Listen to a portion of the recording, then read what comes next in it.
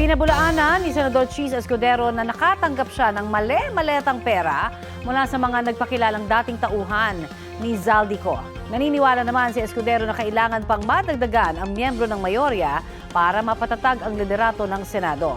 Balitang hatid ni Sandra Aguinaldo.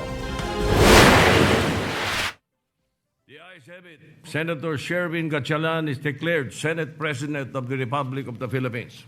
Nakapalumpa bilang Senate President si Senador Sherwin Gatchalian. Pero sabi ng kasama niya sa mayorya na si Senador Cheese Escudero, hindi pa rin masasabing matatag na ang kasalukuyang liderato na binubuo ng 13 senador.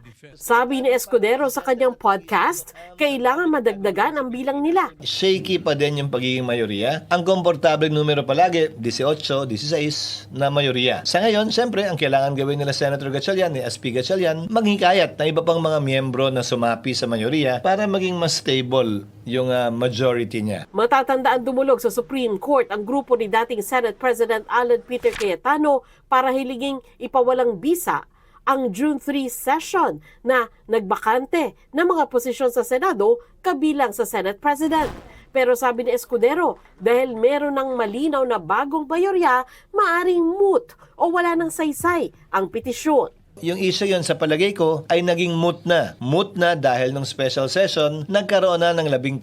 At may 13 na para ihalal ng formal ang Senate President at gayon din yung iba't ibang mga chairman ng iba't ibang komite. Pag nagkabotohan, sa demokrasya, ginagalang natin yung boto ng mas nakararami. Hininga namin ang reaksyon si Cayetano pero wala pa itong sagot. June 17, nahalal na Senate President si Gatchalian sa special session na ipinatawag ng Pangulo para umano makapagpasa ng mahalagang legislative measures. Pero sabi ni Escudero, Huwag na natin ikaila na ang rason kaya nagka-special session ay para sana maayos yung gusot, sigalot, bangayan. Yun ang marahil isa sa pinakamabigat na konsiderasyon. Kailangan masettle yung issue one way or the other. Hindi pwedeng manatiling ganun ang Senado na may dalawang ulo. inamin ni Escudero na may nag-alok sa kanya noon na maging Senate President pro tempore pero tinanggihan niya ito.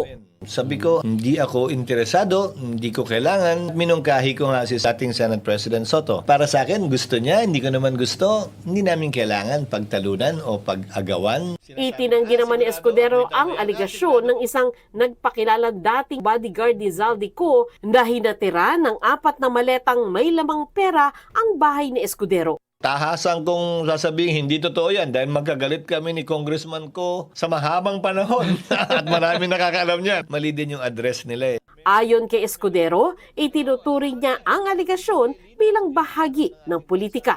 Para sa akin, bahagi na siguro yan ng tapunan ng putik sa politika. May nadagdag na bagong kalaban, may nabawas, nakakampi. Sandra Aguinaldo nagbabalita para sa GMA News.